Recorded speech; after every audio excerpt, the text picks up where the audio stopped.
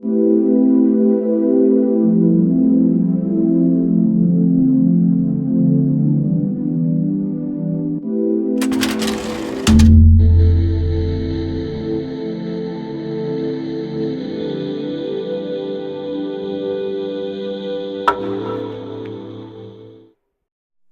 días a todos.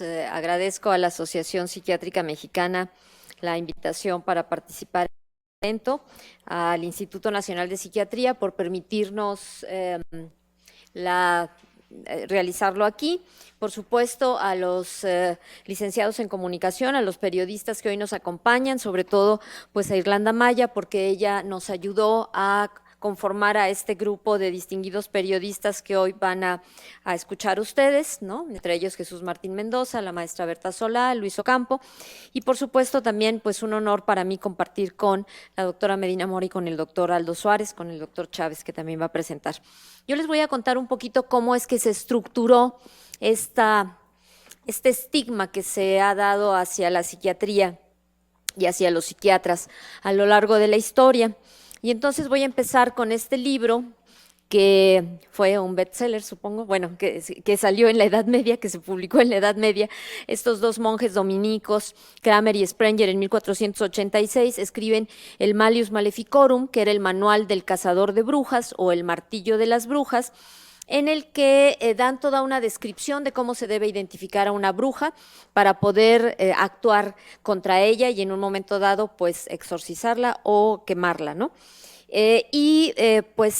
La propuesta en este libro era que la locura era un castigo divino por los pecados cometidos. Y esto, pues, sorprendentemente en el siglo XXI sigue siendo una idea que algunos todavía tienen. Y esto pues se vio fortalecido por el dualismo cartesiano, ¿no? René Descartes plantea que el hombre está constituido por dos esencias distintas, una extracorpórea, que es la res cogitans, que es la mente pensante, consciente y eterna, pero es algo externo, está como en el éter, es el alma, ¿no? que tenemos como rodeándonos y en el que pues sobre la que no podemos influir grandemente. Después, bueno, se habla de la mente como un sinónimo, del alma como un sinónimo de mente. Y la otra que es corpórea, que es la res extensa, que está sujeta a las leyes de la naturaleza y que pues sobre todo es el cuerpo y en último caso pues es el cerebro. Pero vean entonces cómo aquí las enfermedades mentales son como enfermedades del alma y por eso pues se refuerza esta creencia de que son divinas, digamos, o que son debido a los pecados de las personas que las padecen.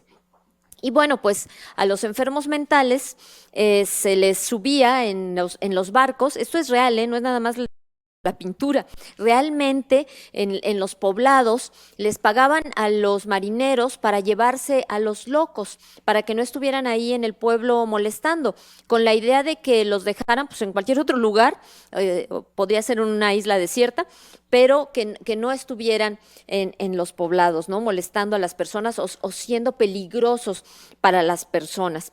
Y bueno, siguiendo con esta idea de que la enfermedad mental, bueno, ya que hay cierta idea de que puede estar en la cabeza, el Bosco, justamente el mismo pintor, pinta la extracción de la piedra de la locura como una forma de tratamiento de la enfermedad mental, ¿no? Como si realmente se pudiera extraer algo de la cabeza para retirar de esta forma la enfermedad mental. Entonces, bueno, les voy a hablar de alguno de los mitos. Uno es el mito antiinstitucional. El primer asilo se funda en 1409, lo abre o lo funda el padre Gilberto Joffre, cuando él es testigo del abuso que sufre un enfermo mental y entonces, movido por la compasión, él decide, ¿no?, abrir un lugar, un espacio, un asilo para acoger a las personas con enfermedad mental y cuidarlas. Lamentablemente, lo que empezó como un refugio, pues a lo largo de la historia y a lo largo de la maledicencia de la antipsiquiatría, pues se ha convertido como en una prisión, ¿no? Y entonces se llamaba Narrenhaus o Madhouse en inglés. Y bueno, en 1964 aparece este libro de Michel Foucault, La historia de la locura en la época clásica, en la que él hace recuento de cómo se abrieron los hospitales psiquiátricos, en ese momento no llamados hospitales psiquiátricos, sino asilos, ¿no? Él dice que al final de la Edad Media la lepra desaparece de Europa, desaparece del mundo occidental. Y entonces, yo no sabía este dato, había 19,000 leprosarios en toda la cristiandad, 19,000 leprosarios. ¿Qué haría el doctor Madrigal con 19,000 hospitales psiquiátricos? ¿No? Entonces, los leprosarios pues eran un bien, un inmueble, ¿no? Y estaban vacíos. Entonces había una discusión muy importante de quién se iba a hacer cargo de esos inmuebles, porque representaban ingresos, representaban dinero, ¿no? Por lo menos el terreno. Entonces, pues se propone que los leprosarios referidos a los hospitales. Y es en Alemania, donde así casi al abordaje son ocupados, ¿no? Por incurables y por locos. O sea, las autoridades deciden que se van a destinar a enfermos incurables o a los locos. Y entonces se da lo que Foucault llama el gran confinamiento, que este gran confinamiento es como una exclusión de la enfermedad mental, de los enfermos mentales en estos sitios, que además los leprosarios estaban lejos de las ciudades por el temor al contagio. Entonces los asilos quedan también fuera de las ciudades, quedan excluidos, ¿no? Y tiene que ver no nada más pues con la localización que tenían ya previa, sino que en los seres humanos hay un gran miedo a la muerte, pero el miedo a la muerte es casi comparable, o yo diría a veces es superior el miedo que las personas tenemos a la locura, ¿no? Hay mucha gente que así dice, yo preferiría estar muerto que volverme loco. Pues yo no, la verdad. Claro, hay de locuras a locuras, entonces, pues si me da alguna, que sea una benigna, pero por supuesto que uno le dice a los pacientes, oiga, no, 1000 veces tener algún trastorno mental que morirse, ¿cómo va a decir eso? Yo he tenido pacientes con crisis de pánico que le dicen a uno, yo hubiera preferido tener un cáncer, y las crisis de pánico son lo que mejor pronóstico hay en psiquiatría, y que alguien diga que prefiere tener cáncer con el riesgo de morirse de eso a tener crisis de angustia, bueno, les da una idea de la desproporción de este temor hacia la enfermedad mental, ¿no?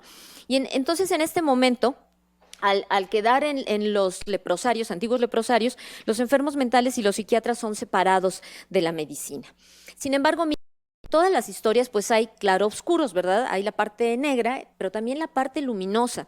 Y una parte luminosa es la figura de Philippe Pinel en Francia en el siglo XVIII, cuando durante la Revolución Francesa él les quita las cadenas a los locos. Los pacientes en los asilos pues estaban encadenados, estaban amarrados, y él propone lo que llama el tratamiento moral, y el tratamiento moral no es otra cosa que la consideración de enfermos a los pacientes psiquiátricos, ¿no? De que no están endemoniados, de que no están poseídos, de que no es un castigo divino, de que tienen una enfermedad mental.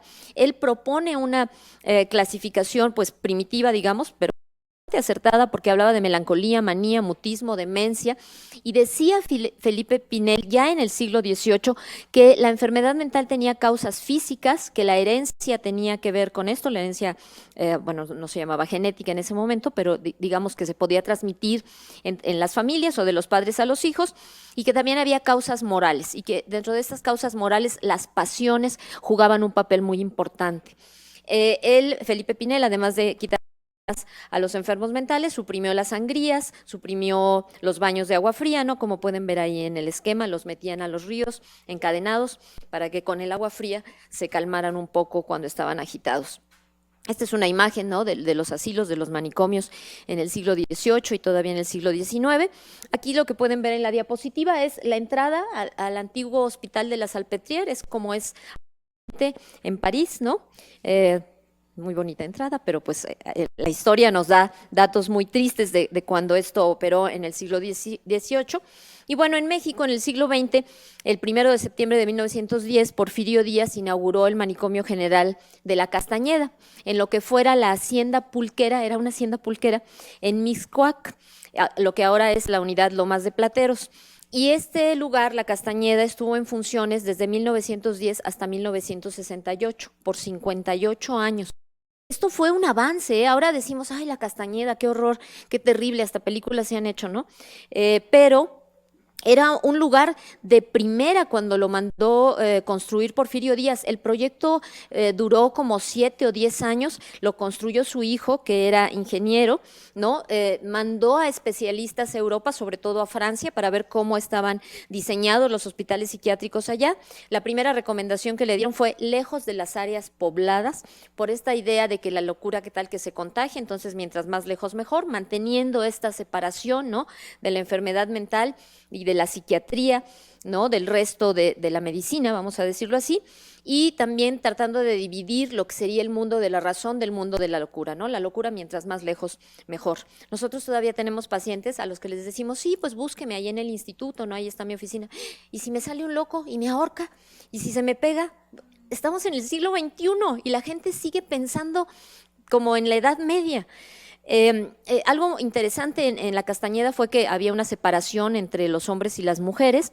La Castañeda se nutrió con un grupo de 350 hombres que estaban hospitalizados en el Hospital de San Hipólito. Había un antecedente de hospitales psiquiátricos en México, el de San Hipólito, ahí había hombres, y 429 mujeres en el Divino Salvador. La Castañeda estaba, digamos, organizada en 11 pabellones y estos permanecieron así, estos 11 pabellones, hasta 1929, desde 1910 a 1929. Bien interesante porque había un pabellón de observación y clasificación donde llegaban los pacientes y ya dependiendo de eso, pues los distribuían, ¿no? Había un pabellón de degenerados, otro de internos pacíficos, ancianos, semiagitados, agitados, idiotas, epilépticos, furiosos, criminales y los que estaban enfermos de otra cosa. Entonces, vean qué interesante, ¿no? O sea, realmente había un concepto de un hospital moderno en el que los pacientes estuvieran distribuidos pues de acuerdo al padecimiento, ¿no?, a la enfermedad que tenían. Esta pintura es de Diego Rivera, La Castañeda, Paseo de los Melancólicos, y ustedes pueden ver ahí algunas fotografías de los pacientes que estuvieron en los últimos tiempos internados ahí. Entonces, bueno, de ahí viene, digamos, esta idea de que los hospitales psiquiátricos son lugares de tortura, donde encadenamos a los pacientes, los bañamos con agua fría, les damos toques eléctricos, ¿no? Y la verdad es que, pues, no es así. Luego está el mito antiterapéutico. Y primero están los prejuicios contra los psiquiatras, ¿no? Los psiquiatras en las películas, en las novelas, en las series de televisión, ¿no?, para que vendan bien, pues son libidinosos, se meten con sus pacientes, ¿no?, excéntricos, medio raros, más locos que los locos, bufones, malvados, corruptos, ¿no?, se coluden con la familia para tener internado a alguien que no está enfermo, para que se queden con la herencia, en fin, ¿no? Hay películas de Pedro Infante de esto y hay novelas recientes que manejan exactamente el mismo tema. Y finalmente los psiquiatras son como agentes represores de la sociedad, ¿no? Y las psiquiatras mujeres, bueno, pues son mujeres no amadas, sin amor, frustradas, insatisfechas, que se dedican a esta profesión, ¿verdad?, para ver si aquí encuentran algún reconocimiento, ¿no?, o reconocimiento amoroso. Esta película de Ingrid Bergman y Gregory Peck se llama Spellbound, Cuéntame tu vida, se llama en español. Es una película de Alfred Hitchcock en la que el paciente es Gregory Peck, Ingrid Bergman es la psiquiatra y adivinen qué pasa, se enamoran, ¿no? Y entonces ella lo rescata de una amnesia disociativa que él tiene. Y bueno, un poquito para los medios, para que queden pues algunas definiciones. Los psiquiatras somos médicos, estudiamos 6 años la carrera de medicina, luego hacemos 4 años de especialidad. Estamos entrenados para hacer diagnósticos como médicos que somos, no nada más para diagnosticar, digamos, el trastorno, sino para hacer diagnóstico diferencial con otros trastornos, en un momento dado hacer estudios de laboratorio, de gabinete para poder confirmar los diagnósticos, y tenemos entrenamiento para dar tratamientos farmacológico y psicoterapéutico. Las personas piensan que los psiquiatras solo damos chochos que son como cadenas, ¿no? Pero farmacológicas, vamos a decir, camisas de fuerza farmacológicas, pero también nosotros damos psicoterapia y además los fármacos no son cadenas de fuerza farmacológicas, son medicamentos que nos ayudan a que los pacientes mejoren, y también tenemos entrenamiento en psicoterapia. Si el paciente requiere fármacos, pues le vamos a dar fármacos que son muy poderosos para mejorar a los pacientes. Y también pues hay que dar psicoterapia. Los psicólogos terminan su preparatoria, estudian 5 años la carrera de psicología, Y hay diferentes ramas de la psicología, los que se dedican pues a reclutamiento de personal, los que se dedican a la educación y los que se dedican a la parte clínica, que están capacitados para aplicar pruebas psicológicas y también están capacitados para dar psicoterapia. Y los psicoanalistas, que bueno, pueden ser psiquiatras, pueden ser médicos, pueden ser psicólogos, tienen un entrenamiento de 4 años y el tratamiento que ofrecen es fundamentalmente psicológico, ¿no? Un tratamiento psicoterapéutico. En alguna u otra medida pueden en un momento dado hacer investigación. Y bueno, ¿cuántos psiquiatras hay en el mundo? Pues miren, la OMS, no sé cuántos psiquiatras hay en el mundo, pero la OMS considera que lo óptimo es que haya por lo menos 10 psiquiatras por 100,000 habitantes. Aquí en esta gráfica, un poco parecida a la del suicidio, bueno, por los colores, en fin, pero esta es información distinta. Como ustedes pueden ver, México está en color amarillo, eso significa que hay 1 a 5 psiquiatras por 100,000 habitantes. Realmente la cifra es de 2.6 por 100,000 habitantes. Hay otros países, por ejemplo Estados Unidos o Canadá, ¿no? Que tiene hasta más de 10 psiquiatras por 100,000 habitantes, ¿no? Que sería lo que la OMS está recomendando en un momento dado. Aquí en México, estos dos estudios son del doctor Gerardo Heinze, quien fue director de este instituto antes de la doctora Medina Mora, y aquí ustedes pueden ver cómo en 1988 en nuestro país había 8 psiquiatras.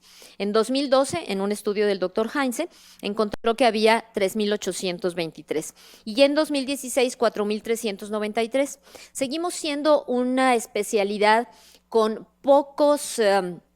con pocas personas, con pocos recursos humanos para atender a la población que tenemos. Tenemos una población casi de 120 millones de habitantes y bueno, pues aquí el problema es que los psiquiatras estamos mal distribuidos en la República. Por ejemplo, en la Ciudad de México hay 20 por 100,000 habitantes, pero si vamos a Zacatecas, Chiapas o Tlaxcala, hay menos de 1 por 100,000 habitantes. Hay una distribución que no es muy pareja, digamos, ¿no? En suma, somos 3.68 psiquiatras por 100,000 habitantes en nuestro país. Y vean, en cuanto a la enfermedad mental, de acuerdo a la Organización Mundial de la Salud, es una de las condiciones más estigmatizadas por la sociedad. 450 millones de personas sufren alguna alteración mental, conductual o problemas psicosociales relacionados al abuso del alcohol o de las sustancias. Y lo terrible de esta situación, como ya lo dijo la doctora Medina Mora, es que muchas de estas personas sufren y en silencio, nunca reciben ayuda, debido a barreras como el estigma, los prejuicios, la vergüenza y la discriminación. Por eso no se acercan a buscar ayuda, ¿no? Y esto es terrible. Aquí, por ejemplo, digo, no crean que no cantan mal las rancheras, ¿no? Este es un estudio que está hecho en Estados Unidos, es del año 2000, y ustedes pueden ver en las gráficas el tiempo que se tardan los pacientes en llegar a recibir ayuda profesional, ¿no? Si son deprimidos, hasta 3 años, si son bipolares, 8 años, o casi 9, ¿no? Y dependiendo de si son bipolares 1, que es muy evidente, esos llegan un poquito antes, a los 6 años, y los bipolares 2, que a veces es establecer este diagnóstico, pueden pasar hasta 12 años antes de que reciban la ayuda. ¿Por qué estigmatizamos a las personas, ¿no? No necesariamente a los pacientes con trastornos mentales, pero ¿por qué estigmatizamos los seres humanos? Tendemos a hacerlo, es una cuestión humana, diferenciamos o relegamos a los que son diferentes y los pacientes con trastornos mentales pues se resisten a asistir a los servicios de salud mental por miedo a lo que los otros piensen. Hay pacientes que sí van, pero son presionados por familiares, amigos, otros médicos y sacerdotes para que abandonen el tratamiento. Le dicen, pero ¿para qué? Tú no estás loco, te traen todo enchochado, andas dormido, vas a chocar, no vas a poder trabajar, no vas a poder cuidar a tus hijos. No, mira, mejor vete con el curandero, vete con no sé, con la aromaterapia. Y así te van a mejorar y no te vas a volver dependiente a los medicamentos, ¿no? Y esto tiene que ver también con una corriente que surgió en los años 60, después de la publicación del libro de Foucault, tomó fuerza una corriente llamada antipsiquiatría. Es increíble. El doctor de la Fuente, el doctor Ramón de la Fuente, fundador de este instituto y que mañana celebramos, bueno, es su 11º aniversario luctuoso, él cuando nos daba este tema de ¿usted conoce de alguna corriente antioftalmológica, antigastroenterológica, antiquirúrgica? No, nada más en psiquiatría hay una corriente antipsiquiátrica.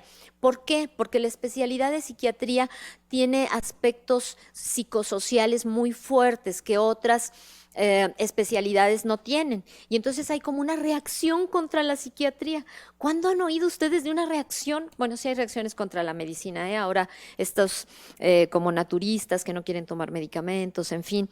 Pero bueno, los que somos médicos pensamos que estas posiciones son completamente absurdas porque se ha avanzado tanto en medicina que es un desperdicio que esos avances no lleguen a las personas que lo necesitan, ¿no? Entonces la antipsiquiatría surge fuerte en los años 60.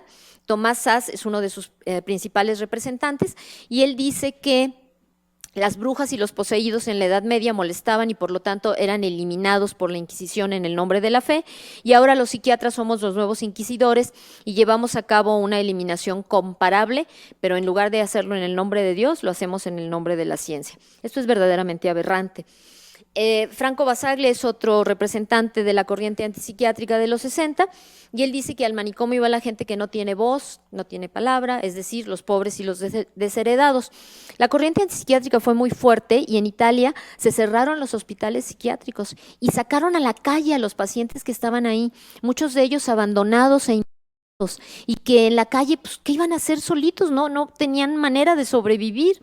Entonces, les repito, ¿no? Esto llevado a estas consecuencias es terrible, es aberrante. Y actualmente, pues los hospitales psiquiátricos hospitalizamos a los pacientes, pero con un consentimiento informado. Ellos, aunque tengan una enfermedad mental, deben de aceptar el internamiento. Y la labor del psiquiatra es convencerlos para que acepten el internamiento. Bueno, ¿cuáles son los mitos derivados del estigma? El estigma tiene 3 elementos. Uno de ellos es la ignorancia, que es la falta de conocimiento, los prejuicios, que son constructos sociales, creencias, y fíjense las creencias de las personas, ¿no? Se les pregunta a las personas en un estudio y 24% consideran que los pacientes con trastorno mental son débiles, son flojos. 20% dice que son impredecibles. 88% dice que los enfermos mentales tienen conductas amenazantes, que son peligrosos o violentos. Casi el 90% de las personas creen eso y la verdad es que no es así. Algunos pueden ser un tanto agresivos, pero no es el 90%. Bueno, no son todos los pacientes. Que los pacientes son incapaces de contribuir, que son una carga al sistema, que no trabajan. Esto lo piensa el 32% de las personas entrevistadas. 55% de las personas entrevistadas dicen que la enfermedad mental no existe. ¿Cómo? Es como si dijéramos que la diabetes no existe o la hipertensión no existe. Como si estuviéramos hablando, ¿qué? De entelequias, ¿no? Y solamente el 1% de las personas entrevistadas consideraron que la enfermedad mental es un problema de salud. Otro elemento del estigma es la discriminación, ¿no? Y en base a las creencias, pues entonces las personas tienen miedo a la enfermedad mental, miedo a la supuesta agresividad de los enfermos, ¿no? Al peligro que representan. Y este rechazo lleva a una mayor desventaja que la condición en sí misma, que la propia enfermedad mental, ¿no? Y bueno, pues los medios, la tele, las películas, pues le echan más leña al fuego, ¿verdad? Yo soy fan de Stephen King y también de Kubrick. Sin embargo, vean, este es un ejemplo, ¿no? Un ejemplo mínimo. Podríamos citar muchas películas en las que los enfermos mentales son protagonistas y son gente que enloquece, que se vuelve agresiva. Vean la cara de Jack Nicholson, ¿verdad? Y quiere matar a su hijo y quiere matar a su esposa. ¿Y cuál es la influencia de esto en el paciente, ¿no? ¿Cómo vive él este estigma? Una parte es cómo percibe su enfermedad, cuál es la percepción que tiene del tratamiento y cómo, pues al decirle que tiene una enfermedad mental, eso va a impactar su vida. Y por eso hay personas que dicen preferiría tener cáncer que tener una enfermedad mental. Y luego, con esta información, muchos de los enfermos mentales se autoestigmatizan, ¿no? Porque aceptan los prejuicios, creen que son merecedores de esa discriminación. Eso baja su autoestima y ellos mismos se culpan de la enfermedad enfermedad mental o de lo que puede conllevar la enfermedad mental, ¿no? Para esto hay que intervenir con terapia cognitivo-conductual. Y miren estas dos frases de enfermos, ¿no? La esquizofrenia es el peor diagnóstico. Lo he visto en la televisión y leído en los periódicos. Es realmente la locura. Son muy peligrosos para la sociedad. Pierden el control. Obviamente yo estoy en esa categoría. Lo dice un hombre de 41 años con esquizofrenia. Estoy preocupada de decirle a la gente de mi tratamiento. Hay muy poca gente con la que hablo acerca del TEC, la terapia electroconvulsiva. No quiero hablar de eso porque lo odio y porque es horrible. Hay un gran estigma hacia el TEC. Y si lo digo, pueden pensar que estoy realmente loca. Mujer de 41 años con diagnóstico de esquizofrenia. Bueno, esos son los mitos. ¿Cuáles son las realidades? Pues miren, cada vez tenemos mejores criterios para hacer los diagnósticos de los trastornos mentales. En Estados Unidos, la Asociación Psiquiátrica Americana, en 1952, ha publicado diferentes ediciones del Manual Diagnóstico y Estadístico de los Trastornos Mentales y por su parte la Organización Mundial de la Salud también ha publicado la Clasificación Internacional de Enfermedades. Cada vez tenemos mejores herramientas para hacer el diagnóstico. El diagnóstico en psiquiatría es clínico en base a los síntomas que tienen las personas. No hay como un estudio en particular para diagnosticar un trastorno mental. El diagnóstico es clínico y por eso requiere de un entrenamiento especializado. También hay avances en la genética respecto a cómo ciertos factores genéticos influyen para que una persona desarrolle en un momento dado una enfermedad mental. Hay avances en las imágenes cerebrales y en esta parte de la diapositiva ustedes ven el cerebro de una persona, ¿no?, con enfermedad de Alzheimer comparada contra el cerebro de una persona normal y ustedes pueden ver la atrofia cerebral tan importante, ¿no?, en la corteza, el aumento en el tamaño de los ventrículos por donde circula el líquido cefalorraquídeo, ¿no? Aquí también ven esta atrofia y la atrofia en una estructura que se llama hipocampo. Este es normal y aquí ven casi hueco el espacio en donde estaría el hipocampo, ¿no? Bueno, esto es al sacar el cerebro, ¿no?, y verlo, estudiarlo anatomopatológicamente, pero no necesitamos que el paciente se muera para hacer la autopsia y ver su cerebro. Ahora contamos con imágenes cerebrales en las que ustedes pueden ver aquí el cerebro normal y en un cerebro de paciente con Alzheimer ven ustedes todas las alteraciones que estamos viendo anatomopatológicamente, ¿no? Entonces, las imágenes cerebrales son un gran recurso para que nosotros estudiemos a los pacientes y tengamos mayores evidencias de qué está pasando en su cerebro. Esta es una tomografía por emisión de positrones. Este es un cerebro, bueno, es un grupo de cerebros controles, ¿no?, un grupo control, y aquí tenemos a pacientes que tienen crisis de angustia. Lo rojo es el encendimiento de los receptores de GABA. El GABA es un neurotransmisor que tiene que ver con la tranquilidad, vamos a decir. Su ausencia favorece la ansiedad y ustedes pueden ver en los pacientes con trastorno de angustia cómo no hay ese encendimiento, ¿no?, cómo hay una disminución de receptores de GABA. Entonces, todo esto contribuye a nuestro conocimiento. No es el alma la que está enferma, es nuestro cerebro y se traduce en síntomas psicológicos estas alteraciones. También conocemos mucho más acerca de la neuropsicoinmunoendocrinología y cómo a través de estímulos que vienen del exterior, ¿no?, estresores, el cerebro reacciona el sistema límbico, el hipotálamo, y todo esto va a tener un impacto sobre las glándulas suprarrenales, sobre el corazón, sobre el sistema inmune, sobre el endotelio de las arterias, ¿no? Cada vez tenemos un mayor conocimiento. Otro aspecto que ha enriquecido nuestro conocimiento ha sido la psicofarmacología. Antes no había manera de tratar a los pacientes con enfermedad mental, pues los baños de agua fría, ¿verdad?, las sangrías. Hay algo que se llama absceso de fijación con trementina, que uno dice, ay, ¿qué es eso? ¿A qué se refieren? La trementina es un colorante.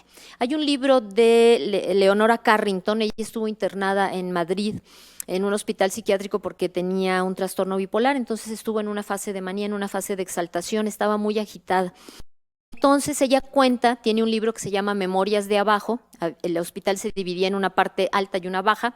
En la parte baja estaban los más malitos y ya que mejoraban los pasaban a la parte alta. Entonces ella cuenta que le inyectaban la trementina en los glúteos, eso le generaba y eso le generaba dolor e incapacidad para moverse. Entonces eso le hacían a los pacientes para que no anduvieran moviéndose de un lado para otro, les ponían abscesos de fijación con trementina. Pero eso es historia. Ahora hay fármacos poderosísimos que se identificaron en 1952, Jean Delay y Pierre descubrieron la clorpromacina y se dieron cuenta que con esto los pacientes mejoraban. Y a través de este bueno, posteriormente se han descubierto otros medicamentos, ¿no? Esto es cómo se han ido descubriendo poco a poco los antidepresivos, que son armas muy poderosas para mejorar los síntomas de los pacientes. El doctor de la Fuente siempre contaba que cuando él ejercía y llegaba al hospital, siempre llegaban los psiquiatras en la mañana con el Jesús en la boca a ver quién se había colgado de una viga, así lo decía, ¿no? De los pacientes deprimidos que se suicidan estando hospitalizados, porque no había recursos para tratarlos y ahora sí los tenemos. Y bueno, hablando de instituciones, pues esta institución justamente lleva su nombre. El 26 de mayo del año 2000, en lugar de llamarse Instituto Mexicano de Psiquiatría, por Instituto Nacional de Psiquiatría Ramón de la Fuente de Muñiz.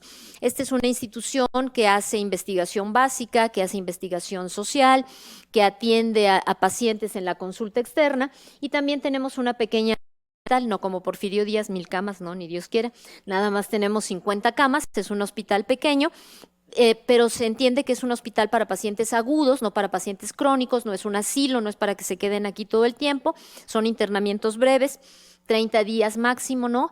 Esperando que en ese tiempo se controlen básicamente con los medicamentos y puedan irse a su casa.